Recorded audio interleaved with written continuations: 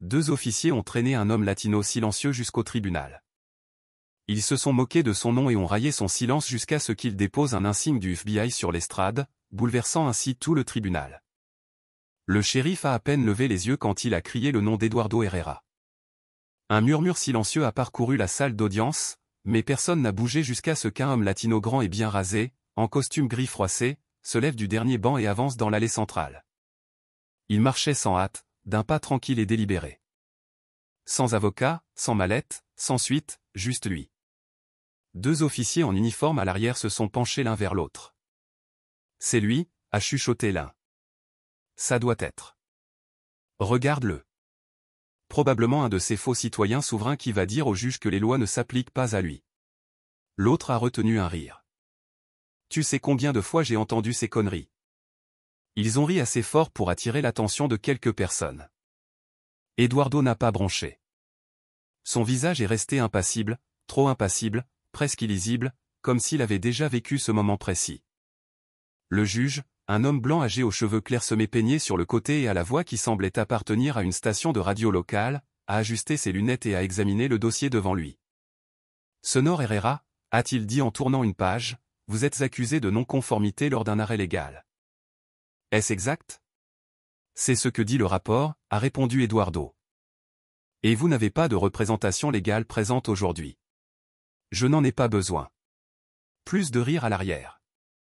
Le juge a lancé un regard aux officiers, mais n'a pas dit un mot. La salle d'audience avait juste ce qu'il fallait de tension, pas assez pour rompre le rythme, mais assez pour que tout le monde en soit conscient. Très bien, a poursuivi le juge. Cela semble être une infraction mineure. Nous allons faire vite. Monsieur Herrera, y a-t-il quelque chose que vous aimeriez dire avant que nous procédions? Eduardo a fait un pas en avant lentement. Il a mis la main dans son manteau. L'un des officiers à l'arrière s'est légèrement levé, la main se dirigeant vers son étui. Eduardo s'est arrêté, puis a sorti un insigne fin et laminé et l'a déposé doucement sur le bord de l'estrade du juge. Je suis Eduardo de Herrera, a-t-il dit d'un ton ferme, sans élever la voix. Directeur des affaires internes, Bureau fédéral d'enquête. La salle est devenue complètement silencieuse. Le juge n'a même pas cligné des yeux au début, il a juste regardé l'insigne. Sa bouche s'est légèrement ouverte, puis s'est refermée. L'officier qui s'était à moitié levé de son siège s'est rassis, la mâchoire pendante. Son compagnon a regardé Eduardo comme s'il venait de voir quelqu'un traverser un mur. Il est du FBI, a finalement dit le juge. Eduardo n'a pas bougé. Affaires internes. Je supervise les enquêtes sur les fautes professionnelles dans toute la région du Sud-Est, y compris les services locaux qui éteignent les caméras corporelles lors des contrôles routiers. On pouvait entendre un bruissement de papier, une toux, une épingle tombée. Alors le juge s'est raclé la gorge et s'est lentement penché en arrière sur sa chaise. Cela vous dérangerait-il de venir dans mon bureau un instant, monsieur Herrera? Eduardo a secoué la tête. Je préfère que tout soit consigné au procès-verbal. Transparence totale. L'un des officiers s'est levé. Nous ne savions pas qui il était, a-t-il murmuré. Sa voix était à peine audible.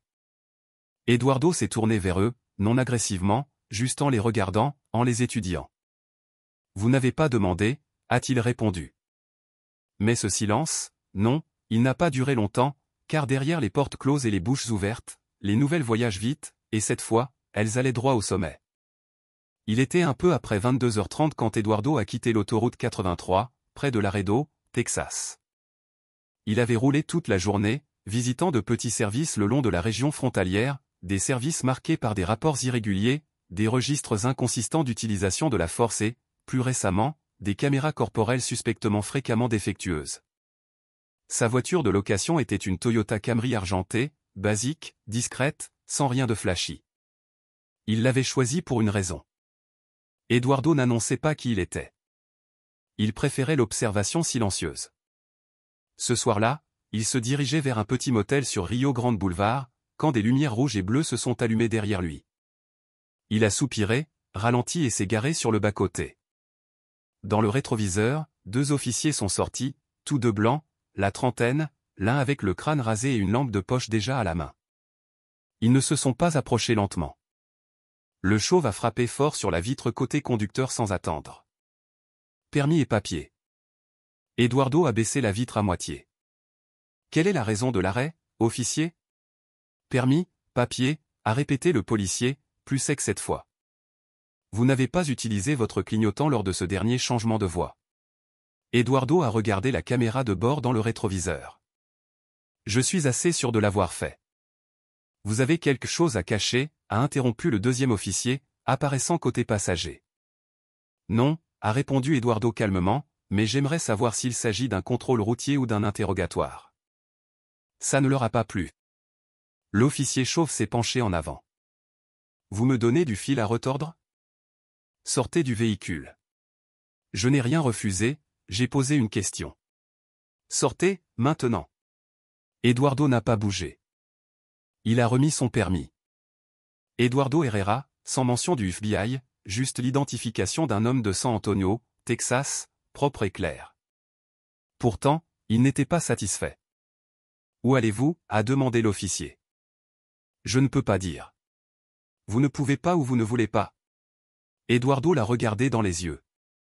Protocole fédéral. C'était tout. Cette seule phrase a déclenché quelque chose chez le policier. Qu'est-ce que ça veut dire, bon sang, a-t-il crié. Vous croyez être au-dessus des lois? Eduardo n'a pas répondu. Le deuxième officier a ouvert la porte passager. Sortez de la voiture, maintenant. Eduardo a gardé sa voix basse. Cet arrêt n'est plus légal, mais il s'en fichait. Les deux officiers l'ont tiré hors du véhicule avec force. Il ne s'est pas résisté, mais cela ne les a pas empêchés de lui tordre le bras et de le forcer au sol, genoux sur son dos. Un officier a juré bruyamment, tandis que l'autre a signalé par radio un refus d'obtempérer. Eduardo n'a pas crié, n'a pas supplié. Il a regardé directement le gravier sous sa joue, mémorisant chaque mot qu'ils ont prononcé. Ce qu'aucun des officiers n'a réalisé, c'est qu'Eduardo avait allumé un petit enregistreur audio dans la poche de son manteau au moment où les lumières ont clignoté. C'était une habitude, le genre qui vient du fait de savoir comment les choses se passent habituellement pour les hommes qui lui ressemblent, surtout dans le sud du Texas. Au moment où ils l'ont emmené au poste local, ils avaient rempli un rapport bâclé, affirmant qu'il était devenu verbalement agressif et avait refusé de décliner sa destination. Sans mention de leurs propres questions, sans note de l'usage inutile de la force, et aucun enregistrement de caméra. Quand Eduardo a demandé le numéro d'insigne de l'officier qui l'avait arrêté, la réponse a été un regard froid, suivi d'un commentaire sarcastique. Ne vous inquiétez pas, vous aurez amplement le temps de poser des questions au tribunal. Il a été placé dans une cellule de détention pour la nuit, sans appel téléphonique, sans possibilité de parler à un superviseur, juste un couloir qui résonnait, une lumière clignotante et le sourire moqueur de l'officier qui pensait avoir le dernier mot. Mais ce n'était pas le dernier mot, loin de là, car la salle d'audience où ils l'ont traîné n'était pas seulement un lieu pour déposer des accusations, c'était là que commencerait le vrai procès pour eux. Le silence dans la salle d'audience n'a pas seulement persisté, il s'est épaissi après qu'Eduardo ait posé ses lettres de créance du FBI sur l'estrade du juge. Personne n'a bougé. Les sourires moqueurs du fond avaient disparu. L'officier au crâne rasé était assis raide, les yeux se déplaçant entre Eduardo et l'insigne comme s'il avait vu un fantôme. Le juge s'est raclé la gorge, mais sa voix n'était plus aussi ferme qu'avant. « Monsieur Herrera, affirmez-vous être du FBI » Eduardo n'a pas cligné des yeux. « Je n'affirme pas.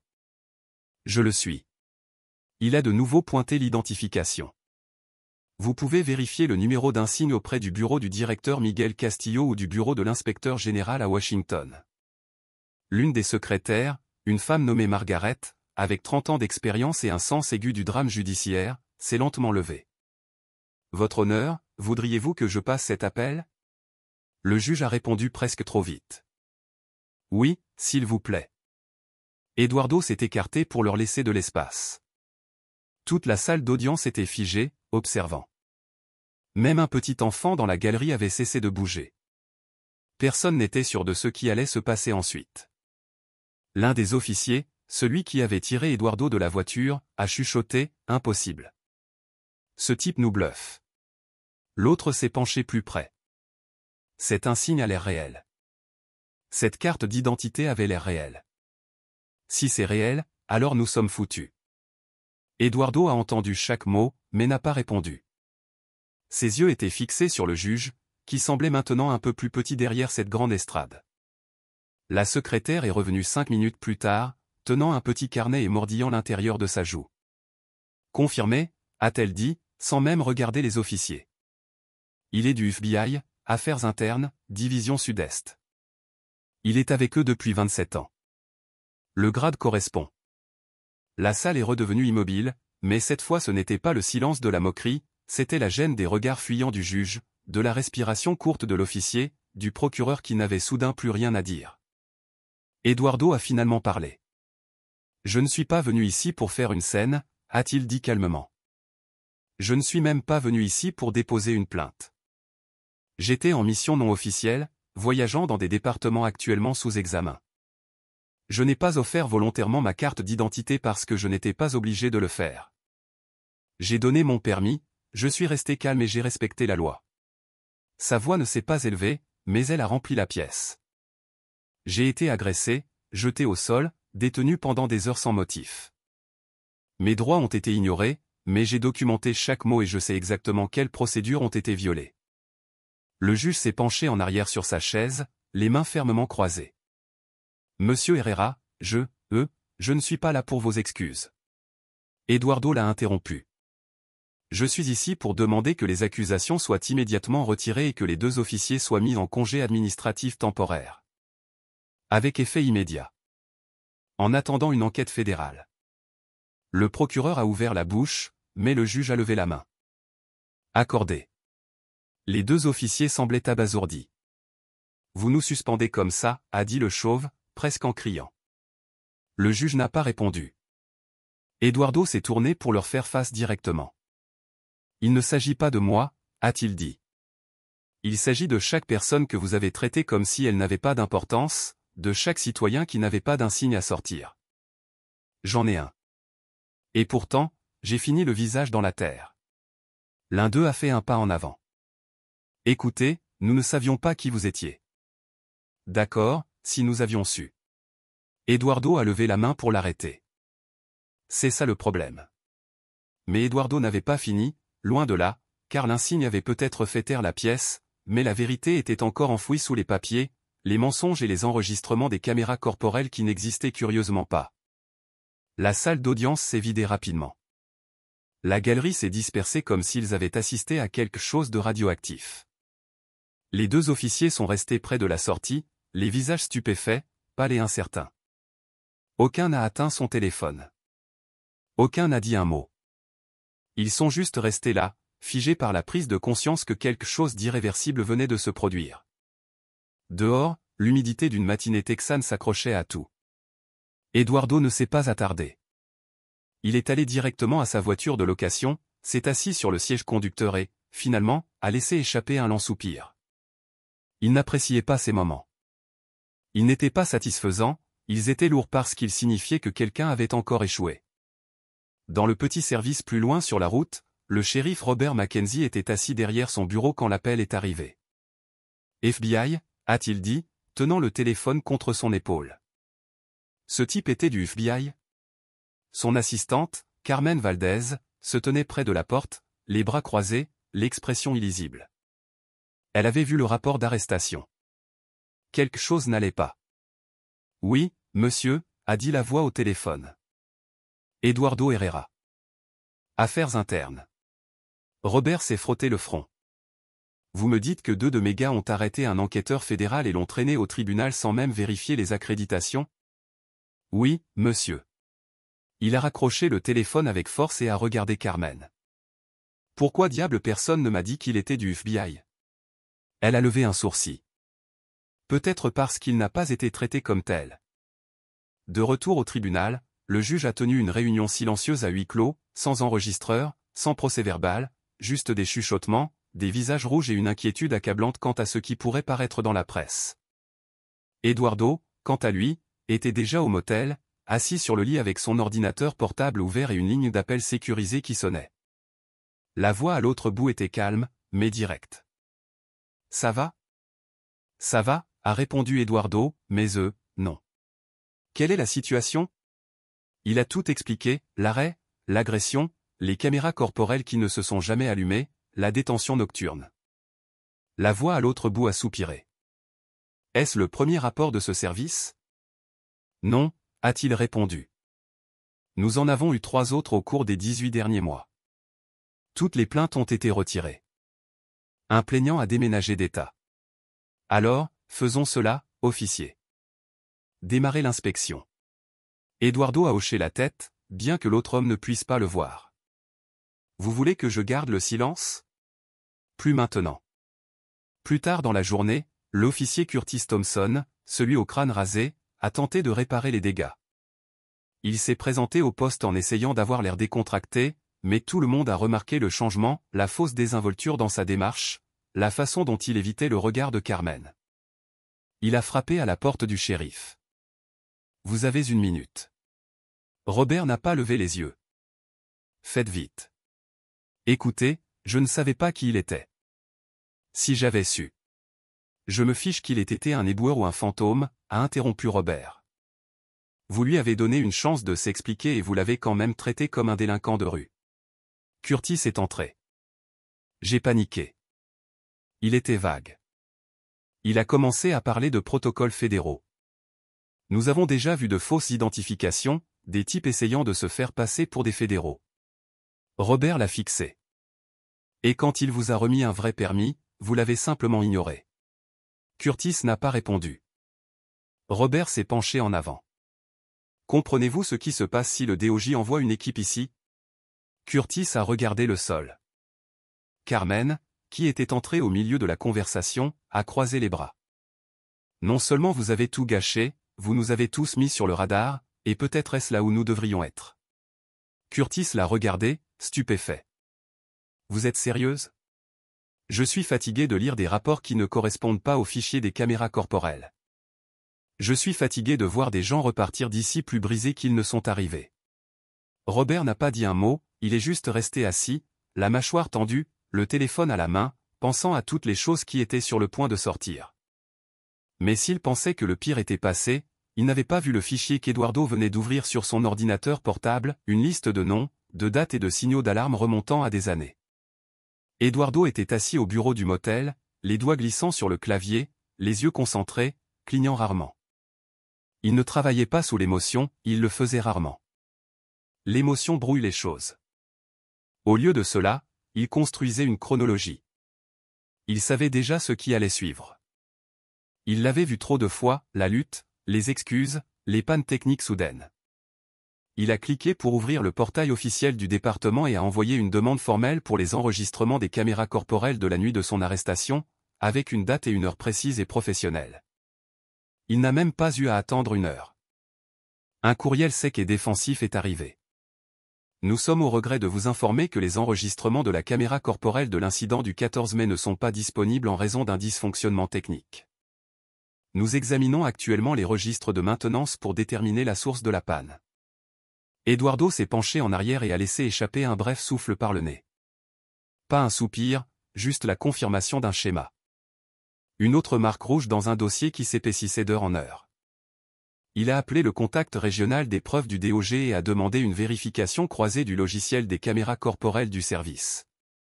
10 minutes plus tard, il avait ce qu'il lui fallait.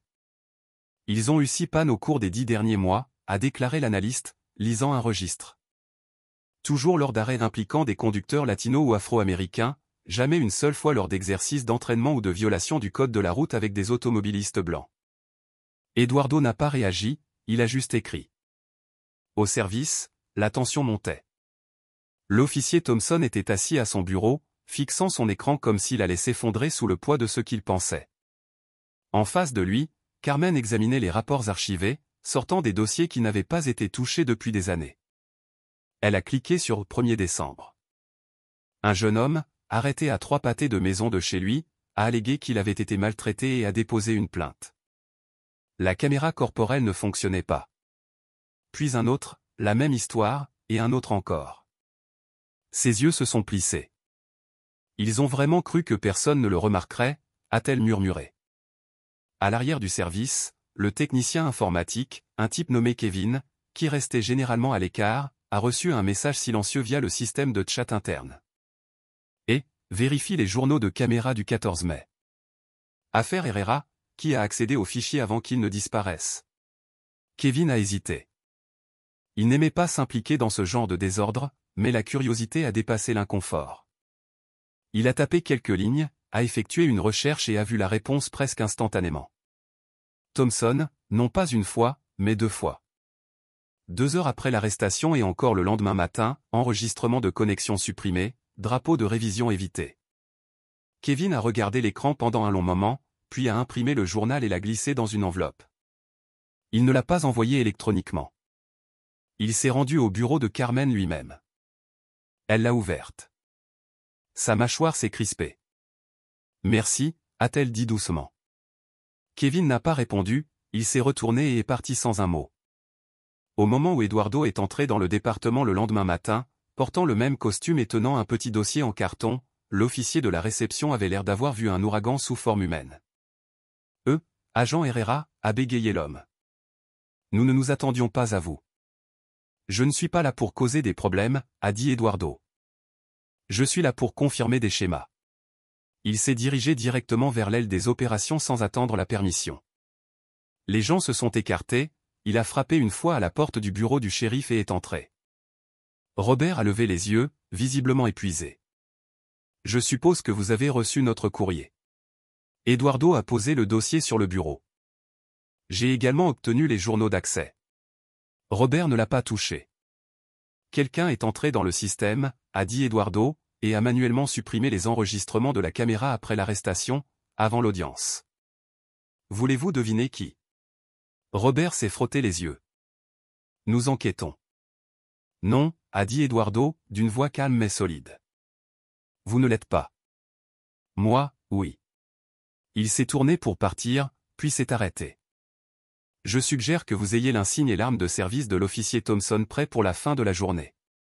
Les affaires internes seront sur place cette semaine. » Robert n'a pas discuté, il n'a même pas levé la tête.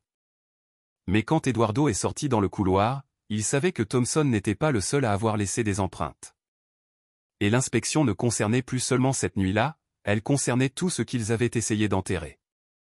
Le mercredi matin, 2 SUV noirs étaient garés sur le parking arrière du département de police du comté de Webb. Pas de sirène, pas de drame, juste une présence silencieuse et délibérée. Eduardo est sorti le premier.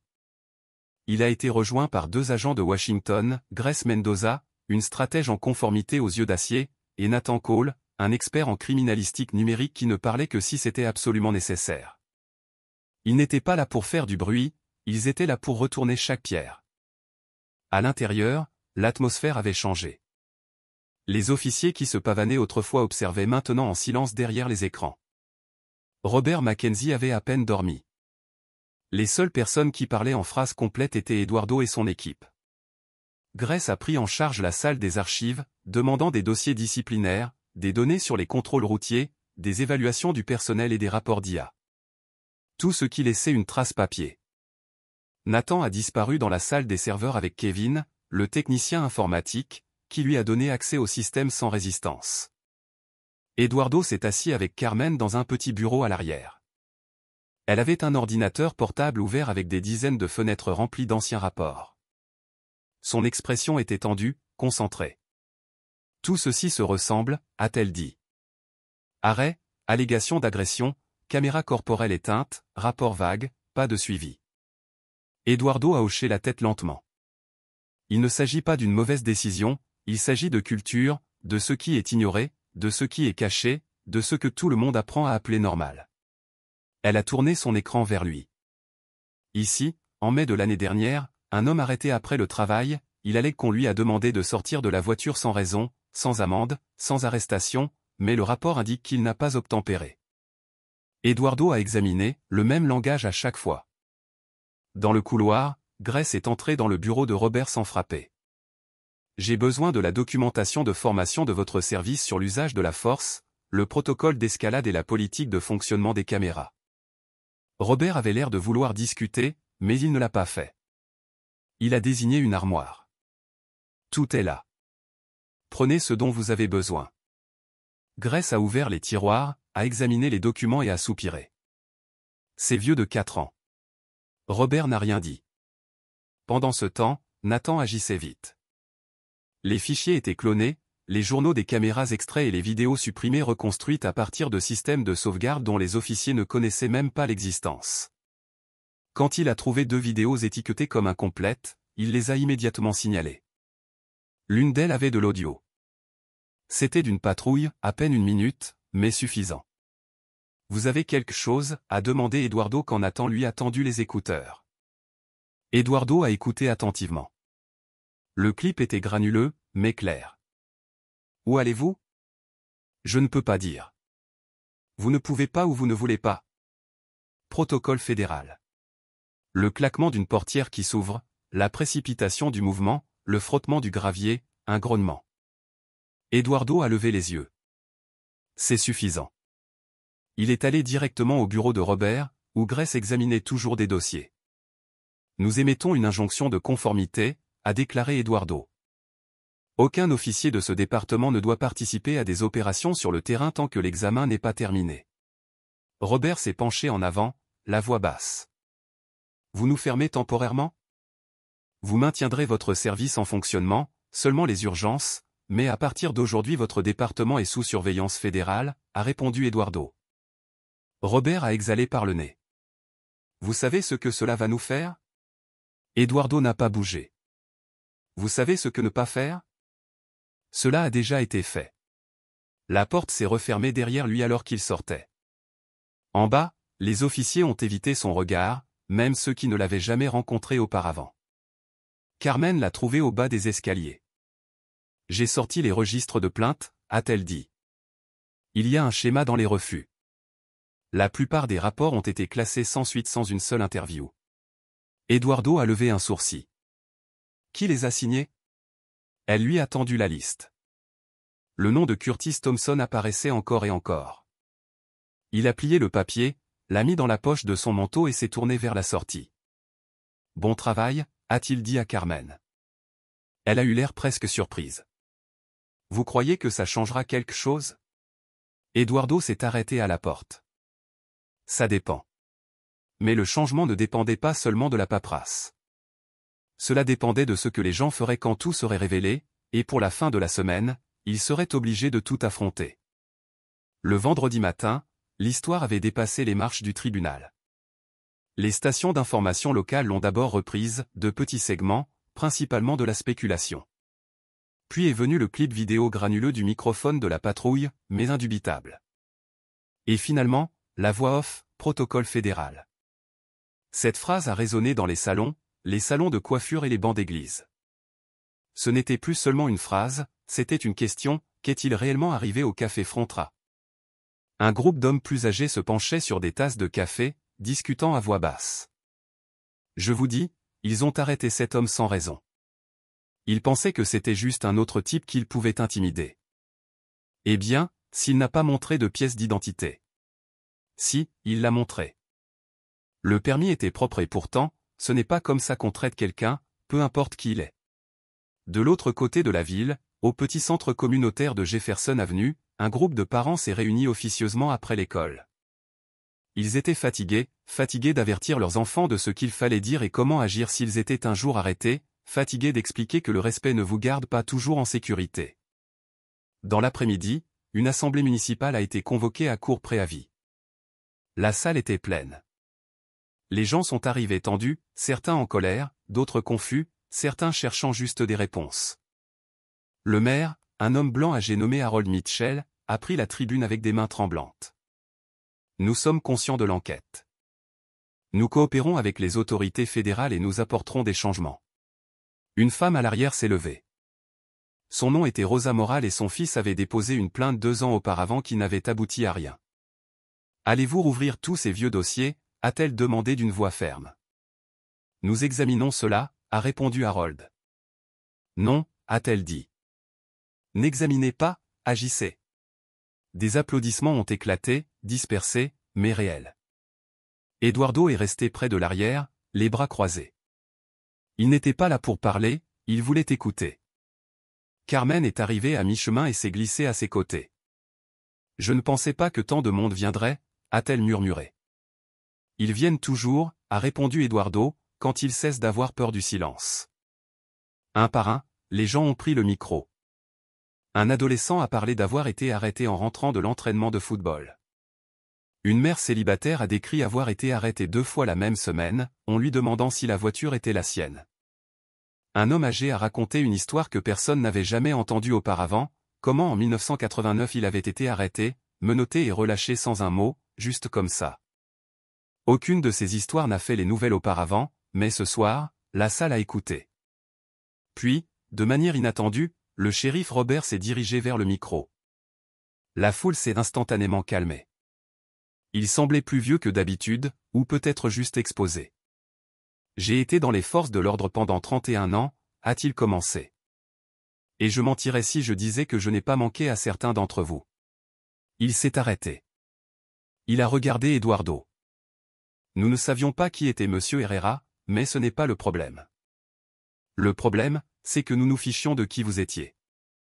C'est ma responsabilité. Quelques murmures, quelques hochements de tête.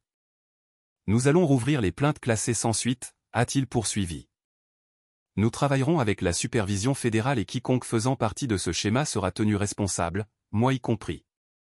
Une femme près du devant a crié « Les paroles sont faciles ». Robert a hoché la tête. Alors, exigez-le de moi. Eduardo n'a rien dit, mais Carmen l'a regardé. Vous le croyez? Je crois la salle, a répondu Eduardo. Après la réunion, les gens sont restés dehors à discuter en groupe. Ce n'était pas fini, loin de là, mais quelque chose s'était ouvert et, une fois ouvert, on ne pouvait plus l'ignorer. Mais la responsabilité ne signifie rien sans conséquence, et Eduardo avait une dernière réunion pour s'assurer que cette partie ne soit pas oubliée. Le lundi matin, Eduardo a monté les marches de l'hôtel de ville avec un dossier dans une main et un petit café dans l'autre. Il avait une session à huis clos prévue avec le maire Mitchell, mais quand il est arrivé, 2 autres personnes attendaient à l'intérieur, Carmen Valdez, maintenant officiellement réaffectée comme liaison du département pour la supervision fédérale, et Grace Mendoza, assise à ses côtés avec un dossier à elle. Le maire a levé les yeux quand Eduardo est entré. « Je ne m'attendais pas à autant de visiteurs », a-t-il dit avec un demi-sourire forcé. Eduardo ne lui a pas rendu son sourire. Il a ouvert le dossier et l'a posé sur la table. « Voici les conclusions préliminaires », a-t-il dit. 5 violations confirmées de la politique départementale, 3 cas de rapports falsifiés, 2 incidents de manipulation de caméras corporelles et une tentative active d'obstruction à une enquête fédérale. Les mains de Mitchell se sont légèrement crispées. Recommandez-vous des poursuites? Eduardo n'a pas répondu immédiatement.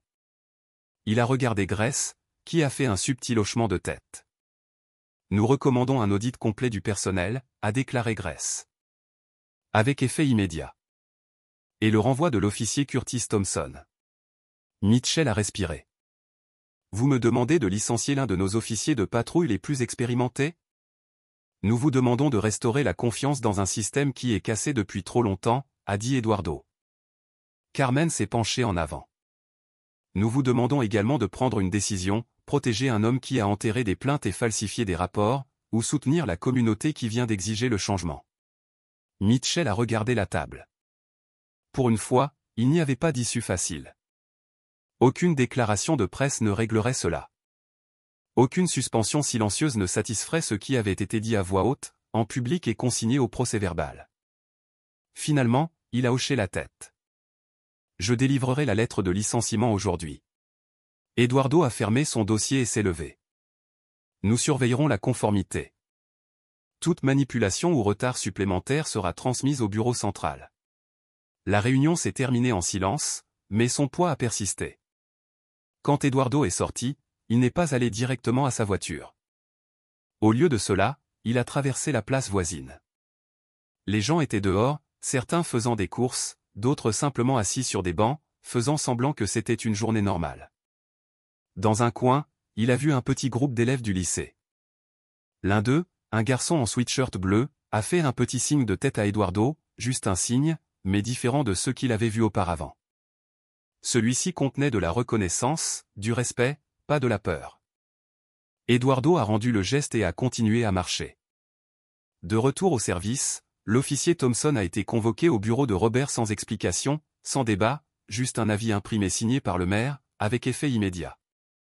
Thompson n'a pas crié, n'a pas discuté, il a juste regardé le papier, puis Robert. Alors, c'est tout. Robert a levé les yeux. Vous pensez que ça ne devrait pas l'être? La voix de Thomson a tremblé. J'ai fait ce que je pensais être juste.